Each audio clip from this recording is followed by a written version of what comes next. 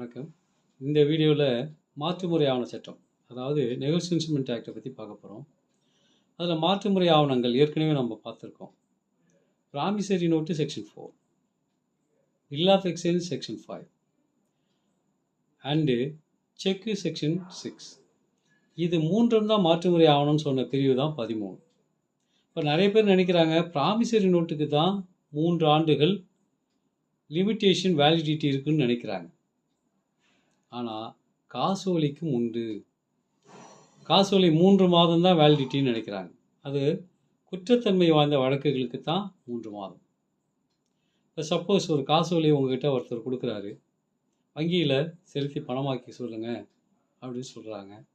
வங்கியில் நம்ம வசூலுக்காக தாக்கல் செய்கிறோம். அது பணமாக்கப்படாமல் டிஸானர் ஆயிடுச்சு. அதுக்கப்புறம் நம்ம 1 மாதத்துக்குள்ளே நோட்டீஸ் கொடுக்கணும். அதை நம்ம கொடுக்க தவறிட்டோம். 3 மாதம் அந்த காசோலைக்கான தேதியும் பார் ஆயிடுச்சு. ஐயோ 3 மாதத்துக்கு மேலே அந்த காசோலையை போட முடியாது, கிரிமினல் நடவடிக்கை எடுக்க முடியாது அப்படின்னு கவலைப்படாதீங்க. அந்த காசோலைக்கு 3 ஆண்டுகள் வரை சிவில் நேச்சர் அதுக்கு வேலிடிட்டி உண்டு.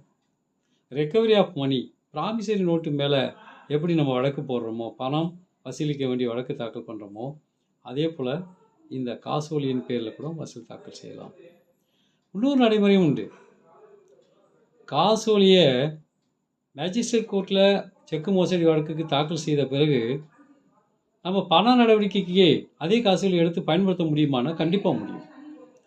தாக்கல் செய்த பிறகு அந்த காசோலையை சர்டிஃபைடு காப்பியாக வாங்கி அதே நீதிமன்றத்தில் சர்டிஃபைடு காப்பியை தாக்கல் செய்துவிட்டு அசல் காசோலையை கொண்டு உரிமையியல் நீதிமன்றத்தில் பணம் வசூல் செய்யும் நடவடிக்கையை மேற்கொள்ள OS ஒரிஜினல் சூட்டாக தாக்கல் செய்யலாம் என்பதையும் தெரிவித்துக் கொள்கிறேன். நன்றி.